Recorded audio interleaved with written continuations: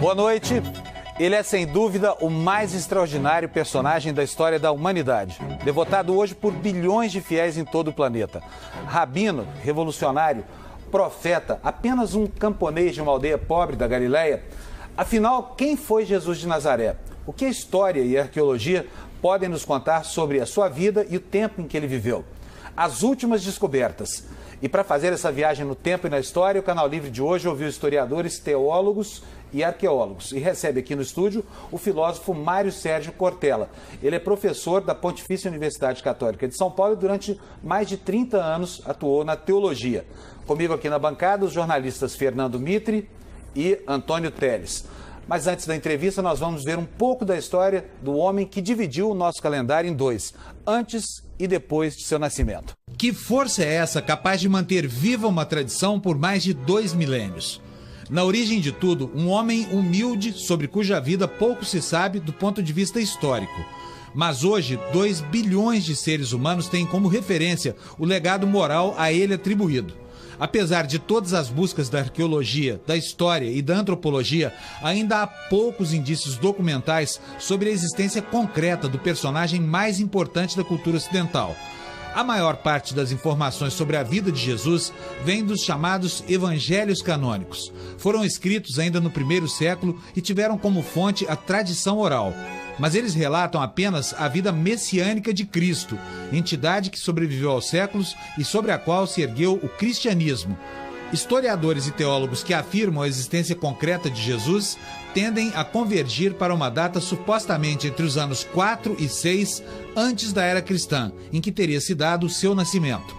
Mas ao contrário dos relatos pormenorizados do período messiânico de Jesus, os evangelhos canônicos quase não trazem informações sobre sua vida material até os 30 anos de idade. O pouco que a historiografia permite confirmar sobre a vida de Jesus, no entanto, não impediu que ele se transformasse no agente da maior revolução de toda a história da humanidade. Professor Cortella, boa noite, bem-vindo. Olá. Professor, vamos começar repondo aqui o que distingue a existência concreta de Jesus de tudo o que se segue a essa figura mítica que é tão importante para a história da cultura ocidental e para todo mundo. Há evidências concretas da existência de Jesus ou não?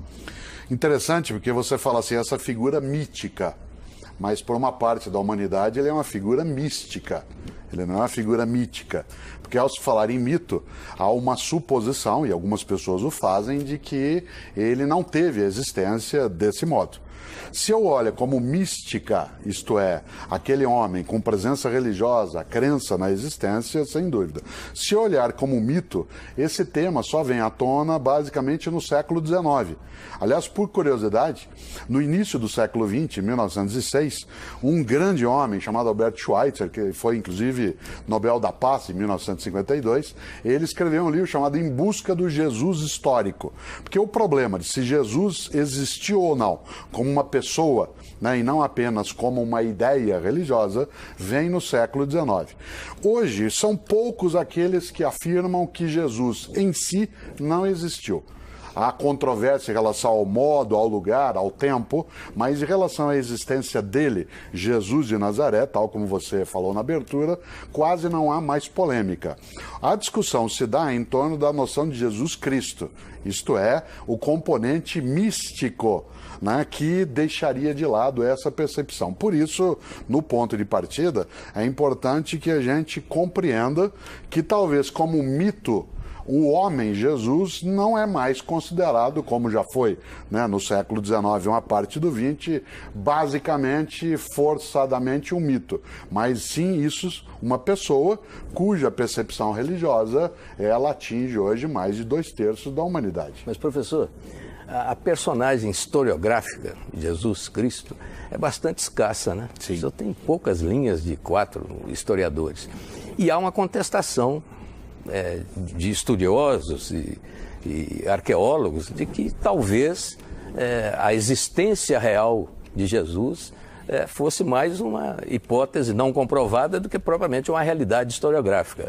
Então, o que não significa também muita coisa, porque o importante é a transformação que o cristianismo e é isso que eu dizia, que a figura e agora, de Jesus... Com o Panunzio eu lembrava exatamente essa ideia, quer dizer, temática sobre a existência real do homem, Jesus, ela não preocupará durante centenas e centenas de anos. Ela virá à tona quando a ciência do século XIX desenvolve também algumas ferramentas, entre elas uma arqueologia mais sofisticada, né, e que vai buscar a história do passado. Agora, quando nós olhamos a menção a cristãos, se você olha Tácito, Plínio Jovem, Flávio Josefo, né, você vai encontrar ali menção à ideia de cristãos, inclusive a ideia de algum Jesus, irmão de Tiago. Isso. Nós não podemos esquecer que a importância que nós oferecemos ao cristianismo, ela tem que ser olhada de agora para trás. Porque se nós olhamos, digamos, há quase 2000 anos, o impacto de uma religião que nasce numa pequena região do mundo romano, dentro de um império imenso, né? Que é uma dissidência dentro da religião daquele povo na Palestina, ela não terá um impacto, digamos, não seria, para usar uma expressão direta, não seria uma notícia hoje. Né? Provavelmente, se nós tivéssemos nos meios de comunicação de agora, não seria noticiado, nem a morte, né? Menos ainda a história do nascimento. Ela se tornou a posteriori, depois uma grande notícia, ou para usar um termo, né, grego que os cristãos usam, uma boa nova, né, uma boa notícia. Mas na origem não se teria. Nós temos que levar em conta também, Mitre, algo que é especial. A Palestina, especialmente Jerusalém, foi destruída no ano 70. Se acredita que Jesus tenha morrido por volta do ano 29, 30, aí alguns dirão, mas ele não morreu com 33 anos? Sim, mas se sabe que há um equívoco em relação ao ano, né, de nascimento. Não há o certo, provavelmente entre o ano 6... Ele nasceu, na verdade, 3 ou 4 anos antes de Cristo. Né? Jesus nasceu 3, 4 anos antes de Cristo. Mas Jesus teria morrido na revolta dos judeus? Não. O que eu quero dizer é outra coisa. Jesus deve ter morrido por volta do ano 29, 30 da era cristã. No ano 70, ou seja, algum tempo depois na história, muito pouco, Jerusalém foi destruída. E todos os templos e sinais daquele período no mundo judaico sofreram abalos por parte do ataque romano. Isso significa que uma parte também de uma eventual documentação que tivesse registrado aquela situação que aconteceu na Palestina, ela pode também ter desaparecido. E é bom lembrar que o primeiro evangelho foi escrito depois da destruição do templo. Exatamente. Portanto, muita coisa ligada à memória e muitas coisas ligadas a um histórico de uma personagem que você lembrava, né, Panunzio, talvez um impacto na humanidade, especialmente no campo mítico e místico. Ele é fortíssimo, mas cuja noção é tão presente que nós hoje continuamos tratando desse que pode ser um mistério, pode ser uma organização meramente religiosa, mas sem dúvida, notícia continua sendo em larga escala. Professor, o que importa saber é quem é esse Jesus de Nazaré na sua aparente insignificância. E o Cristo na sua grandeza, na sua monumentalidade, como um intermediário de um pacto entre o Criador e a criatura. Qual é, em que momento Jesus e Cristo se separam? Eles mais vão se juntar até do que se separar no século I. Haverá algumas discussões dentro da teologia sobre a separação.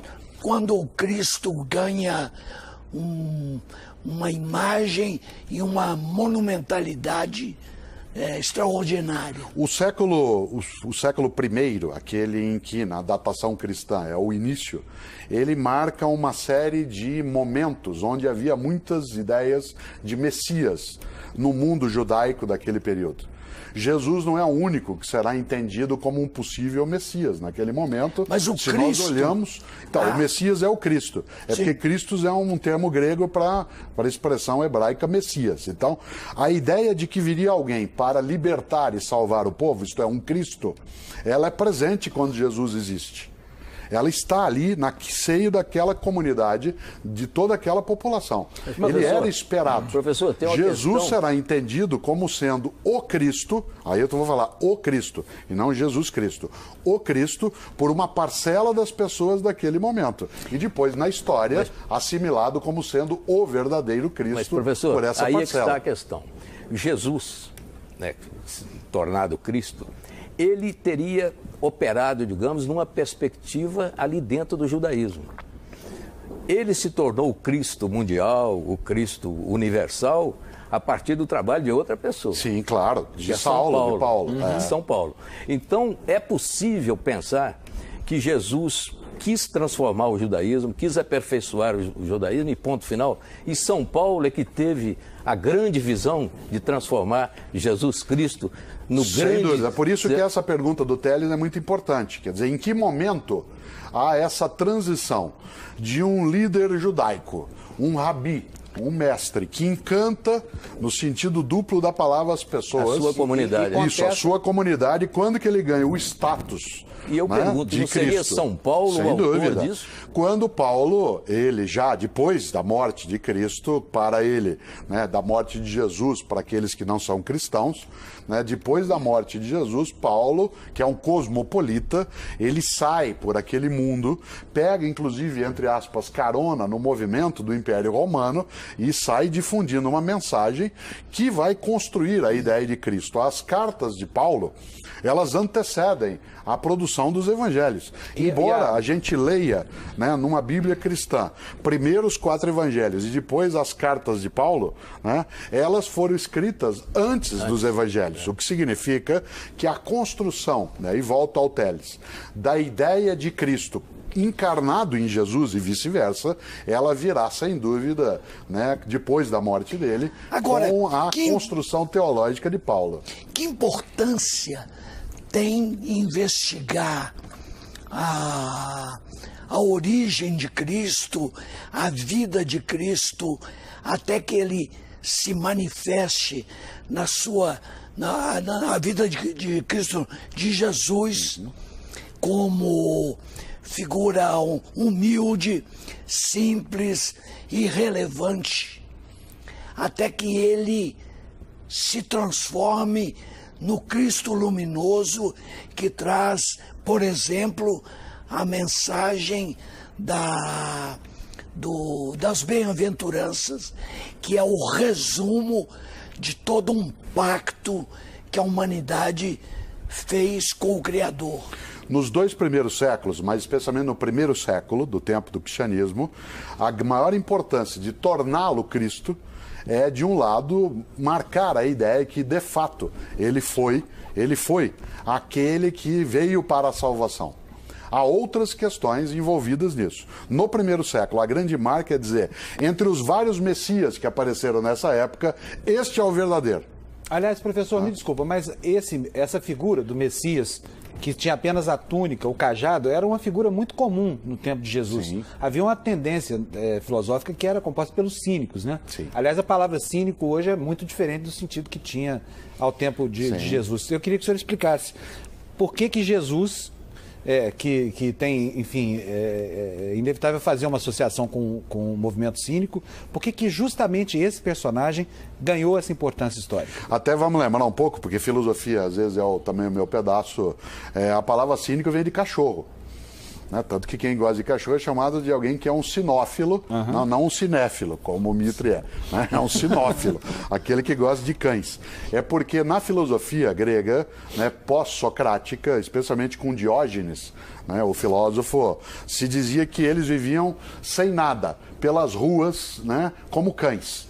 E aí foi chamado de uma escola cínica, isto é, a escola em que as pessoas acham que ela, para existir, precisa ter apenas a ela mesma, sem nenhuma propriedade, sem nenhum bem. Curiosamente, há alguns autores que argumentam que Jesus de Nazaré aderiu, né, a esta concepção do ponto de vista filosófico. Isto é, ele partilhava esta perspectiva. Mais do que a estoica. Claro, muito mais do que a estoica, porque a estoica significaria, né, aqueles que, tal como lembravam alguns, aqueles que sofriam encalados. Alguns, inclusive, dizem que João Batista, né, seu primo, e aquele que vai batizá-lo dentro da tradição cristã, ele também tinha, né, por ter vivido no deserto, ter se alimentado com coisas que são do dia a dia banal, que ele seria também alguém com essa perspectiva. João, aliás, é mais próximo dos cínicos, de Diógenes, Antístenes, do que Jesus. Como concepção. Jesus até que Agora, gostava tem algo de uma vidazinha boa em alguns momentos. Que retoma, sem dúvida. É muito mais ascético João Batista do que Jesus, né, nesse ponto de vista. Mas há uma questão séria, que é fazer com que, volta ao tema, das várias possibilidades de Messias, que Jesus seja aquele que vai encarnar essa ideia. Mas Jesus, se ele não fosse um personagem preparado para cumprir a profecia, só pela movimentação histórica dele narrada nos evangelhos, ele já seria sacrificado ali. Era absolutamente inevitável. Ele afrontou todo o poder da Palestina. Jesus, sem dúvida, Mita, ele seria alguém naquele momento que independeria de Herodes. Exatamente. Ou independeria... Ele seria executado. Né, não independeria de Pilatos, dos romanos. Quando ele entra em Jerusalém, né, no burrinho, ele vem lá pelo lado do Monte das Oliveiras, do outro lado da cidade, vindo de Cesareia Marítima, vem Pilatos com as tropas romanas. E Jesus vai para onde? Vai para o templo e vai cutucar a onça lá no templo. A percepção de Jesus de Nazaré na sua pregação naquele momento, narrada nos evangelhos, nas cartas, nos atos, ela é uma pregação altamente revolucionária, em relação àquele grupo. Isso. A narrativa no evangelho, ela faz um acordo, um concerto com C, né? Faz um concerto de várias situações vividas. Mas você não tem a dúvida, mesmo que não fosse a história dos romanos, do rei Herodes, de Antipas... Ele morreria na cruz, do mesmo modo, cruz, sem dúvida. Onde morriam os inimigos de Roma. Por que ele é chamado Cristo e não Emanuel? Porque Emanuel é um nome que se usa para também falar de algo que Isaías tinha profetizado. Você sabe que o nome dele, Jesus, é uma romanização de Yeshua ou Joshua, né, que da onde deu a expressão Jesus, que é uma forma de abreviar o nome de Josué, que é uma das grandes personagens da tradição judaica do passado. Mas até Emanuel, aí, que significa Deus conosco, né, que vai dar para nós no Ocidente o nome Manuel, ele é muito mais uma aproximação com uma profecia feita no Antigo Testamento por Isaías do que de fato o nome que ele terá. Porque o Cristo, a palavra Cristo, é derivada de um termo grego. Sim, Cristo é o ungido, o abençoado. Não é do termo indiano ou védico, Krishna? Não tem nada a ver. Não tem a ver. É uma mera coincidência sonora. Né? Uma coincidência. Cristo significa professor, o que ele quer, o ungido, que é aquele que é abençoado, que é aquele que foi o escolhido. Né? Desse ponto de vista, ele combina com a expressão hebraica Messia. Né? Professor, eu só queria deixar uma perguntinha, depois ele responde. É pouco provável, não há nenhuma prova, nenhuma evidência, não há sinal nenhum de que Jesus nasceu no dia 25 de dezembro. E nunca os cristãos disseram isso. Pois nos diz que nós vamos voltar, podemos voltar nessa... Nunca os cristãos disseram qual era a data. Exatamente, mas aí tem uma convenção, tem uma convenção em relação a isso. Tem uma convenção, mas tem um outro dado histórico, aí esse é histórico interessante. Uma divindade, Mitra, eu não posso esquecer o nome, nasceu sim, no dia 25 de dezembro, acredita-se segundo a tradição do mitraísmo. Então, alguns vão dizer que é mito, outros vão dizer que é místico. O cristianismo foi lá e pegou essa data. Né? Isso não muda toda a história, né? Mas ele dá um sabor especial porque aprofunda o mistério. E religião é mistério. Professor, nós vamos aproveitar agora, eu queria interromper em função disso, porque nós vamos conhecer a opinião de um outro especialista, que é o historiador André Chivitarese. Ele é professor de História Antiga da Universidade Federal do Rio de Janeiro. Normalmente, quando a gente pede uma prova concreta, nós esperamos um objeto palpável, não é? A cama, a casa, a roupa. Bom, isso não tem. Mas, do ponto de vista acadêmico, científico, nós trabalhamos com o que se estabeleceu como uma múltipla confirmação. Isso é, quando autores diferentes, que nunca se viram, que nunca se leram, que nunca se encontraram, são capazes de afirmar frases, ditos, ideias exatamente iguais entre eles sobre Jesus. Então, vou dar um exemplo. Paulo, que é o autor mais antigo que nós temos em termos de produtor de cartas, não é? Ele é capaz de registrar, palavra por palavra, o que Jesus disse na última ceia pascal junto dos seus discípulos. Marcos, um evangelista que veio muito depois de Paulo, sem nunca ter lido Paulo, foi capaz de também falar exatamente as mesmas palavras que Jesus disse. Então, há uma argumentação bastante plausível para dizer que Jesus existiu. Muito embora a gente não conheça sua casa, não conheça sua cama, não conheça sua roupa. E digo mais, hoje a história, a arqueologia já conseguem ver a sombra que Jesus projetou no seu andar. Ainda não chegamos nele, mas já conhecemos a sua sombra. E acho que a tendência, cada vez mais em que a pesquisa avançar, principalmente arqueológica, nós vamos chegar a Jesus. Mas aí, se acharmos, por exemplo, o túmulo de Jesus, como queria um cineasta europeu, acabou o fundamento do cristianismo. Claro. Quer dizer, evidência científica demais túmulo, pode não... Se achasse o corpo. a ossada, digamos. Agora, uma das coisas curiosas, para nós, quando se fala de achar o corpo de Jesus e, portanto, negar o Cristo ressuscitado, É o James Cameron, né? É o James Cameron, canadense. né, que falava disso. Você imagine que, mesmo naquela época, as autoridades judaicas daquele tempo, que queriam se contrapor àquela percepção que Jesus houvera incutido em uma parcela daquela população, se a ressurreição, que é a principal forma de elevar a divindade daquela crença, o quanto que esse túmulo com o cadáver deve ter sido procurado.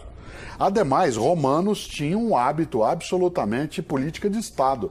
Aquele que fosse executado e que tivesse muitos seguidores, o corpo dele era colocado para apodrecer, para que não se pudesse fazer o culto ao sepulcro, ao lugar onde ele fosse sepultado. Mas no caso de Jesus, José de Arimateia não resgatou o corpo dele da cruz? Mas não que os romanos iam deixar. Eles não tinham uma polícia assim tão ineficiente, né, e que daria para Arimateia pegar, ainda mais numa cidade, né, como Jerusalém.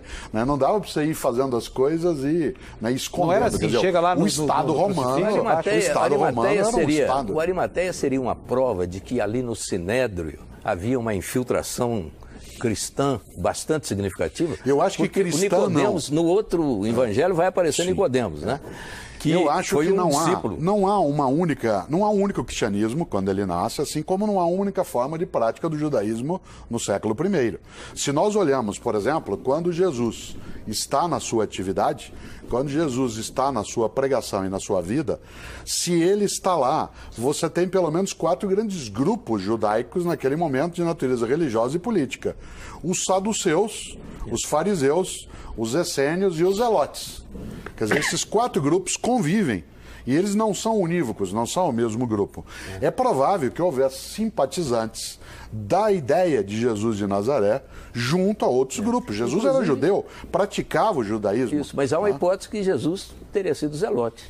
Então, ele poderia ter sido zelote, que era o hipóteses, inimigo de Roma. A outra que diz que ele foi essênio, por isso que ele foi batizado por João Batista, que João Batista também o seria. Ou que Jesus, ele partilhava de algumas das coisas dos saduceus. Uma das coisas boas, né, é que esse mistério, ele abre muitas interpretações. Não há, do ponto de vista científico, uma única vertente, Mas nem na teologia. os saduceus não, porque os saduceus não acreditavam na ressurreição. Mas quem disse que todos os judeus acreditavam na ressurreição? Né? Você diz, não, nem todos, é verdade. Né? Mas talvez há ideia, alguns argumentos, que se ele foi saduceu, que a ideia da ressurreição pode ser muito mais compatível com a percepção dos islâmicos sobre Jesus. Porque os islâmicos acreditam que Jesus foi um profeta importante, que ele não era o Cristo e que ele não ressurgiu na prática. Ele foi levado para os céus ainda vivo e outro morreu no lugar dele. Jesus, que os islâmicos chamam de Isa, tá? Ele não foi alguém que morreu. Ao contrário, em vida ainda, Deus, isto é, Alá, o levou para os céus. Então é essa múltipla possibilidade. Mas outros personagens bíblicos não considerados portadores da divindade também o foram. Sim, Elias. Sim. Sim, você tem outros, porque essa ideia de ser arrebatado, de ser levado, ela é muito comum nas religiões do passado. Bom, gente, eu preciso fazer agora o nosso primeiro intervalo. Canal Livre, hoje dedicado ao Jesus Histórico, volta já em um instantinho, não saia daí.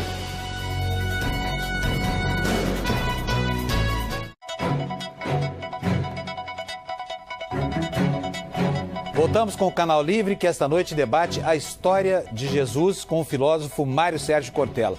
Para Pedro Paulo Funari, que é professor de História e Arqueologia da Unicamp, mais vestígios da vida na Galileia, na época de Jesus, ainda serão descobertos nas próximas décadas. Vamos ver o que ele diz. A arqueologia é muito importante porque ela nos fornece o contexto no qual Jesus viveu. Nós temos muitas informações que provêm de escavações na Terra Santa, na Palestina. Elas se referem tanto às maneiras como as pessoas viviam, as suas casas, como que viviam as autoridades, como vivia o povo comum. Na Palestina, a vida era ao mesmo tempo muito simples, porque a população local dos seguidores de Jesus eram pessoas analfabetas que viviam no campo, viviam de atividades muito simples como a pescaria, que eram os primeiros seguidores de Jesus, camponeses, mas ao mesmo tempo era uma sociedade muito complexa, porque havia cidades inclusive com uma população estrangeira que falava outra língua, que era o grego. Havia tropas romanas que vinham soldados de pontos muito distantes do império. Portanto, Jesus conviveu, embora os seus seguidores e seu círculo mais íntimo fossem de pessoas muito humildes, ele conviveu com pessoas de diferentes origens étnicas, de uma região muito grande do Mediterrâneo Antigo. Nós descobrimos há um tempo atrás um barco na Palestina que é muito parecido com o que teria sido o barco dos pescadores que seguiam Jesus, como Pedro, e que Jesus mesmo utilizou. Encontramos também vestígios de casas da Palestina, da época de Jesus, que não usavam telhas, e que explica, por exemplo, uma passagem do Evangelho que fala que um paralítico passou pelo telhado, quer dizer, na verdade não eram telhas, era um teto de palha que podia ser facilmente retirado. Então, com certeza, novas informações virão nas próximas décadas.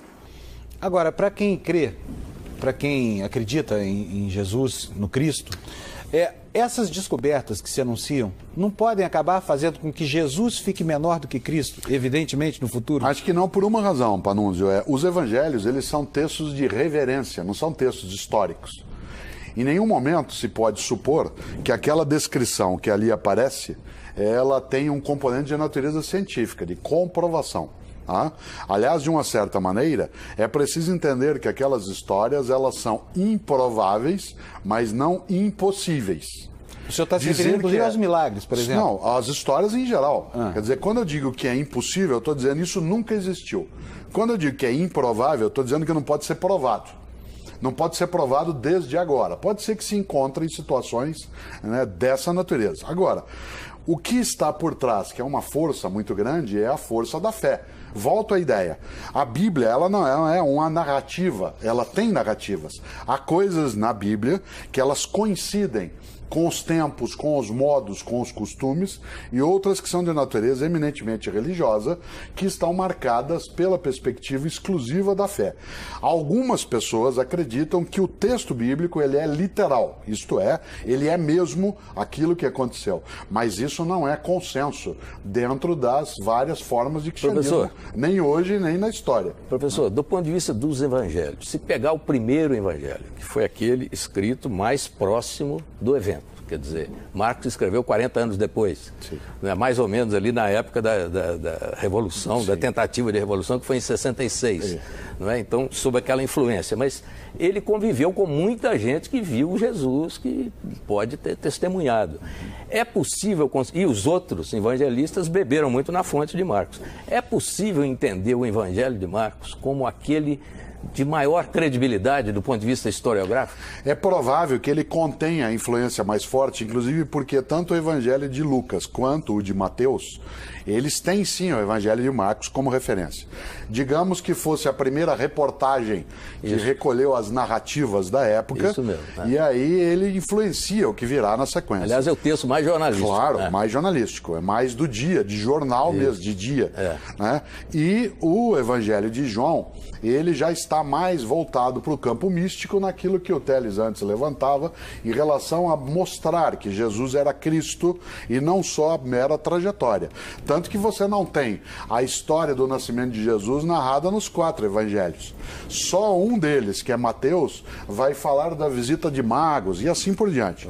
O que é certo é que esses evangelhos, eles contam uma história do ponto de vista da fé, que para quem nela cria, era de fato, ainda é, a resposta da realidade. Há, inclusive, uma discussão sobre quem são, de fato, os autores dos evangelhos. Pode ser, inclusive, que, embora seja o Evangelho segundo Marcos, que seja uma homenagem ao apóstolo Marcos e uma comunidade resolveu batizar com esse nome. Há dúvida, né, hoje quase certa, que o João do Evangelho não é o mesmo do Apocalipse e não seria o mesmo discípulo amado. Quer dizer, existe uma série de situações... Ele se auto-intitula discípulo muito amado. Eu sei, mas não se supõe que necessariamente ele seja o mesmo. Podem ser 3 pessoas diversas e, eventualmente, o autor de um evangelho não necessariamente é uma pessoa. Ele pode ser um coletivo, uma comunidade que o faz. Não há essa certeza. Não há documentação que traga isso dizendo, não, este Marcos é o apóstolo Marcos que conviveu com Jesus e escreveu desse modo. A fé de muita gente acredita nisso. Mas se nós olharmos fora do exclusivo campo da fé, não há essa prova. Professor, que importância, na verdade, existe essa busca de detalhes, de fragmentos da vida de Jesus ou dos apóstolos, quando, na realidade, toda a estrutura da religação do homem com Deus está fundada nos ensinamentos morais que o Evangelho trouxe e que pouco importa de que maneira chegaram. Assim como ninguém está discutindo se Sócrates falou de uma maneira ou de outra, se ele se suicidou obrigado ou se ele foi ao suicídio por vontade própria, ou Aristóteles, ou Platão. Você até mencionou uma personagem curiosa que é Sócrates. Então, porque, inclusive, né, durante um tempo se duvidou da existência de Sócrates, tal como se duvidou da existência de Jesus. Alguns imaginavam que Sócrates ele era apenas uma personagem, entre aspas, inventada por Platão. E ele é um conjunto de regras morais. Alguns, inclusive, aproximam ideias morais de Sócrates de ideias de Jesus de Nazaré. Mais tarde você tem essa junção. Agora, tem uma coisa que você levantou, Teles, que é muito importante nisso. Você falou, o que interessa a quem crê, tanto faz. Para quem tem uma crença em Jesus Cristo e não está preocupado com a identidade, com a filiação direta humana, que não está exclusivamente marcado pelo lugar... Que não altera em nada. Isso é absolutamente indiferente. Tanto o senhor acha que altera? Não, não altera. A fé não altera. Inclusive é irrelevante até se houve ou não o personagem de Jesus. Claro. Esta ideia de que Jesus ela existiu, né, como pessoa, que Jesus existiu como pessoa, ela sempre incomodou mais os não cristãos do que, de fato, os cristãos. Aos cristãos, por estar apoiado na fé, isso era uma questão de menos importância. Agora, nos últimos 200 anos, em função, como eu dizia antes, do avanço da arqueologia, das ferramentas de comparação de texto, do crescimento da linguística, do domínio, inclusive do aramaico, que era o idioma falado na Palestina e que não é falado por mais ninguém. Então você precisava de outro tipo de método para se aproximar. Também a teologia cristã se debruçou sobre isso, não para dizer assim, não, Jesus está aqui, ele existiu mesmo, mas as teologias cristãs para evidenciar que há uma conexão entre o Jesus pessoa e o Jesus Cristo. para ressaltar a importância da fé. Mas é Mas claro a preocupação entre cristãos, ela não Mas é se claro, dará. professor, é claro detalhe. que a historiografia vai continuar essa busca do Jesus histórico, essa é a vocação dela, é a razão de ser dela. Mas ainda do ponto de vista jornalístico, eu diria assim, no Evangelho de Marcos, tem lá uma previsão inteiramente errada, ou eu que estou lendo de maneira objetiva demais, que é o fim do mundo chegando. Ali dá a impressão, eu vou dizer Marcos, porque está na boca de Jesus, que não vai demorar muito. Ele chega a dizer, os nossos contemporâneos vão testemunhar essa passagem. Ali é um erro de previsão brutal. Você tem no século I, que é quando Jesus vive, existem vários apocalípticos. Isso. Isto é, inclusive, vários tem profetas... um pequeno apocalipse em Marcos. Claro, no próprio texto. É. Há vários profetas do fim dos tempos. Isso. Alguns, inclusive, apoiam que João Batista caminhava nessa direção. E se a gente olha a pregação de João Batista, narrada também em alguns textos, ele dirá em relação ao fim próximo. Jesus tem, no registro de Marcos, algumas falas dessa natureza.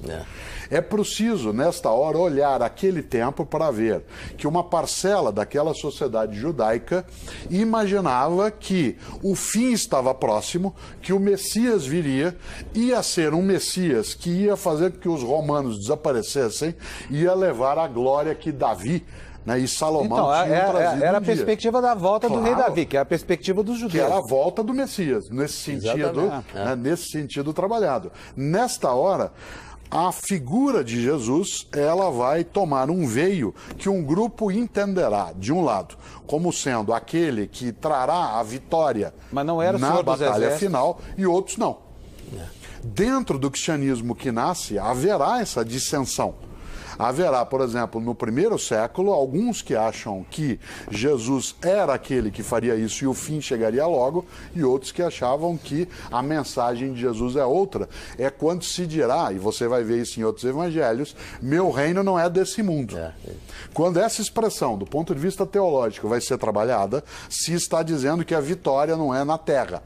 Que então, se não chegou o tempo, é porque não era esse o tempo. Antes ele já havia dito, dai a César o que é de César e a Deus o que é de Deus, já separando as coisas. Alguns acreditam que ele disse isso, outros acreditam que disseram que ele disse isso. É claro, Certo? sempre assim. Professor, há um ponto fundamental que é o dogma da Trindade. Sim. Então, ao Pai, o Filho e o Espírito Santo. E o Espírito Santo tem uma presença como portador de dons que ele distribui aos seres humanos, sem que, entretanto, ele tenha a importância do Filho como Cristo. Por que isso? No século IV apareceu uma discussão séria em relação à temática da Trindade. Quem vai discutir isso melhor será Agostinho, o teólogo africano que viveu também na Europa, vai discuti-la no século V. Mas no século IV, o Concílio de Nicéia, que foi em 325, foi inclusive convocado pelo imperador Constantino para debater coisas ligadas a isso, porque havia uma teoria cristã daquela época, defendida por Ário, né, que era o arianismo, que dizia que Jesus, se ele provinha do Pai, então ele foi criado depois, porque ele do Pai saiu. Se assim era, então ele não era tão eterno quanto o Pai. E o Espírito Santo disso decorria. Agora, essa discussão em o Nicéia... Espírito Santo é uma divindade feminina? Não se trabalha a noção de uma divindade. Na teologia cristã, existe uma única divindade consubstanciada, ou seja, da mesma substância, com 3 pessoas. Não são 3 divindades. Em nenhum momento, na teologia cristã acatada na história, aparece essa percepção.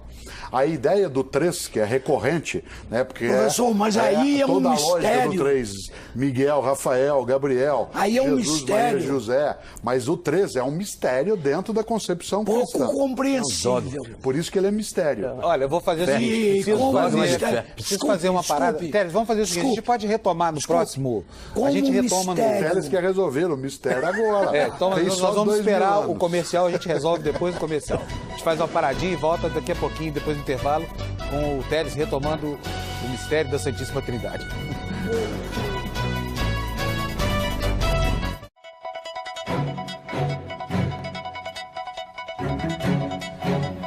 Estamos de volta para o último bloco do Canal Livre desta noite, hoje discutindo a vida do personagem histórico de Jesus de Nazaré. Eu interrompi o Teles aqui no último bloco, vou passar logo para ele a palavra, porque nós temos um mistério enorme por resolver, né, Teles? Professor, com autorização do Panúzio, eu volto à questão da Trindade, do Espírito Santo e do Espírito Santo. Primeiro, eu não me recordo de nenhum momento em que o Cristo tenha se referido à Trindade.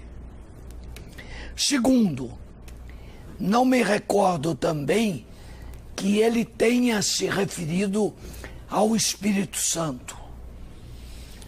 Fala-se várias vezes em espírito. Sim. Se você olha no Evangelho de João, há momentos... Fala-se até que no batismo de Cristo, o Espírito Santo apareceu sobre a forma de uma ave. Mas isso me parece uma metáfora singela. Claro, a metáfora é o que você tem em grande quantidade. Mas se você olha o Evangelho de João, que é o mais teológico, como concepção, e o que mais trabalha é a ideia de Cristo, muitas vezes ali, Cristo fala sobre si mesmo como sendo filho de Deus, fala sobre Deus como Pai e fala sobre o Espírito que ilumina e encanta.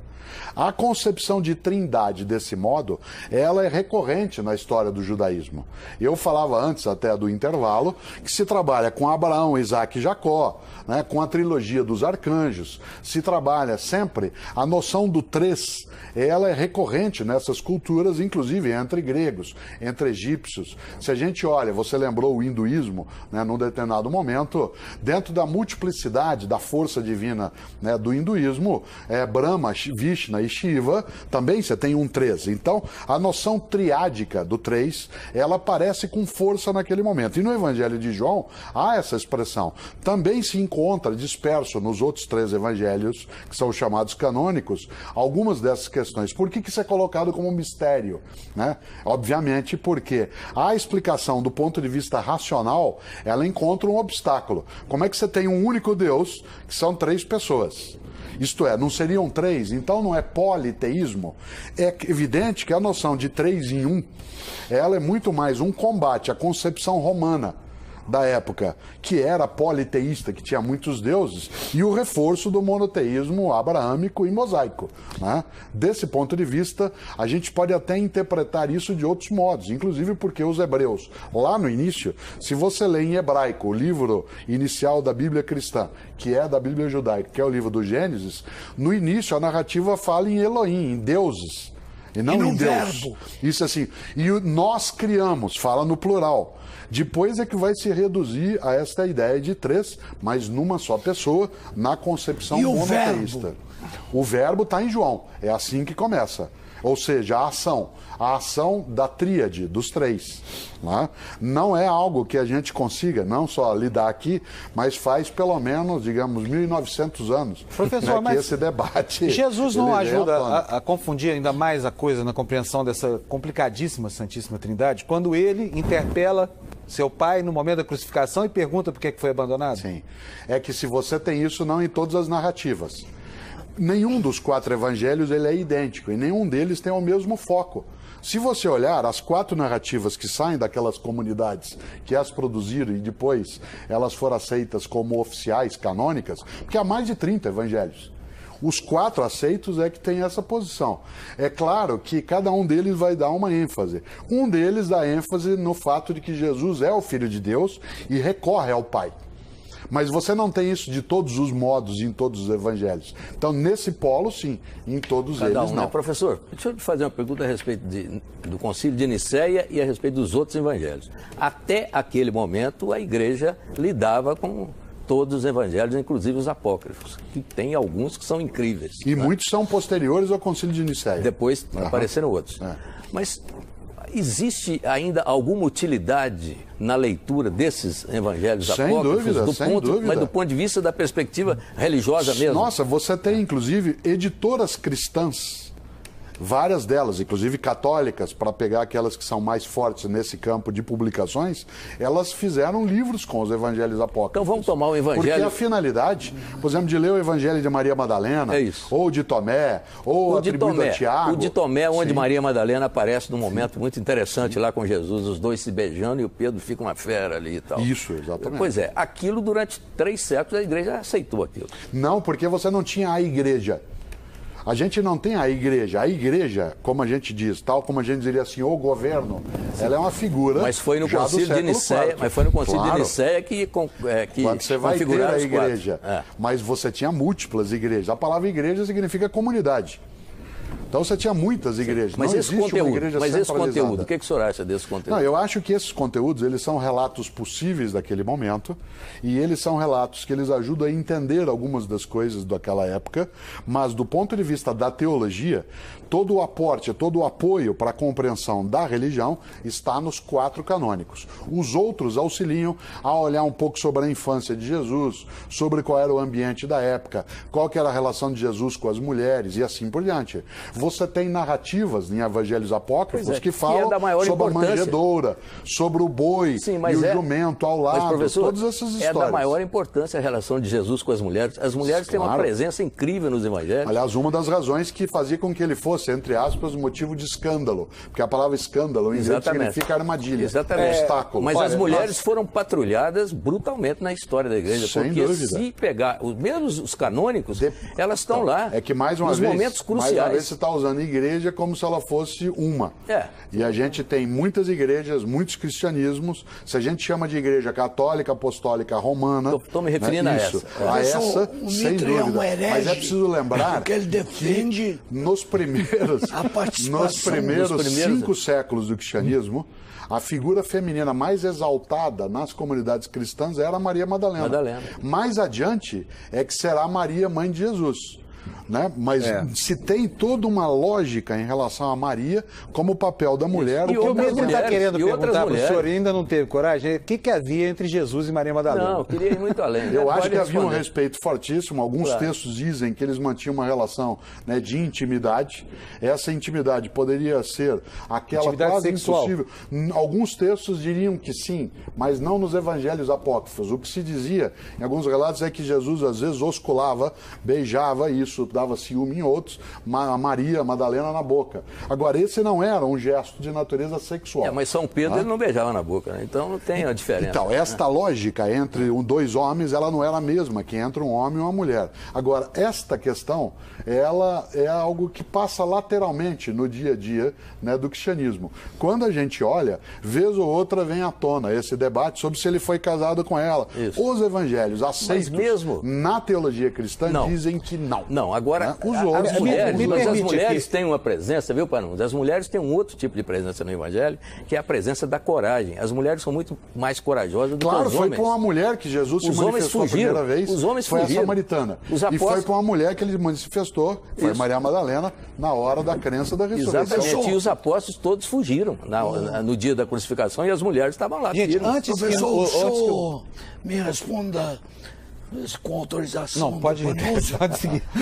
O senhor acha que de toda a história, o que importa mesmo são as virtudes teologais, a mensagem, a fé, a ideia, por exemplo, de que um homem nasceu, e é isso que traz a beleza de um Natal. Um homem nasceu e a crença é que esse homem veio acreditando na possibilidade de paz. E que essa religião fala em fraternidade, fala em amor. A ideia histórica em si, ela fica em segundo plano dentro dessa mensagem. E a virtude, sem dúvida, a virtude da esperança, a virtude da fraternidade, da solidariedade. É isso que importa. O restante circunda a mensagem principal. Senão a gente não pararia, né, uma parte da nossa vida para olhar também esse mistério. Enquanto eu ainda tenho tempo, quero mostrar para vocês o que diz o professor de Ciência da Religião da PUC de São Paulo, Pedro Lima Vasconcelos. Então, há referências em vários documentos de historiadores romanos, um escritor judeu chamado Flávio Joséfo, além da vasta literatura produzida pelos seguidores e seguidoras de Jesus, né, dando conta de uma personagem que viveu na Galileia, foi crucificado em Jerusalém na época de Pôncio Pilatos. Religiosamente, Jesus é filho de Israel, né? Em termos culturais, ele é herdeiro, né? Ele vive num ambiente marcado pela cultura grega. E política e militarmente a dominação é romana. Um filho de Israel, né? Filho das tradições de Israel, né? Um líder, do ponto de vista sociológico, a gente o chamaria de um líder carismático. Seus seguidores e seguidoras descobrem nele palavras que ressignificam a vida, as próprias vidas, dão um outro rumo às próprias existências. Nesse caminho, nessa atuação de alguém que tem palavras significativas, renovadoras da vida, suas ações libertadoras registradas nos evangelhos na forma dos milagres, esse conjunto de palavras e ações o colocou em rota de colisão com as autoridades religiosas e políticas da época, o que resultou exatamente na sua crucificação. Professor, infelizmente, uma palavra que não gosta que eu use aqui, mas enfim, nosso tempo terminou e nós só temos tempo agora para suas considerações Então, finais. você vê, o nosso tempo terminou e a história do cristianismo não. Vai continuar mais 2010 Ela persiste com essa inquietação, esse debate. Os 3 especialistas que falaram, todos eles têm nome de apóstolo, né? São 2 Paulos, um Pedro, né? Aliás, um André, um Pedro e o Pedro Paulo, que é o Funário e tal. Isto impacta. São 2 apóstolos. Claro, né? Santo Antônio, né? São Fernando. E São né? Fábio, São Fábio. modestamente. Não tem São Mário, mas tem São Sérgio. Quer dizer, esta lógica. São Fernando, que era o nome verdadeiro de Santo Antônio. que alguns chamam de santo, outros não usam a ideia de santo. Tudo isso envolve nós. Temos isso como uma história de beleza que precisa ser olhada com o respeito de quem é cristão e quem não é.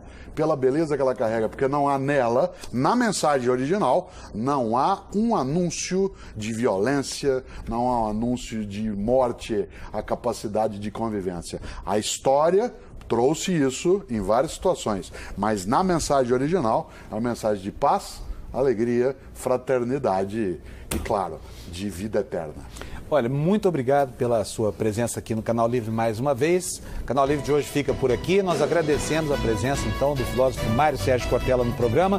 A você também, muito obrigado pela sua audiência. Uma ótima semana. Domingo que vem tem mais Canal Livre aqui. Tchau.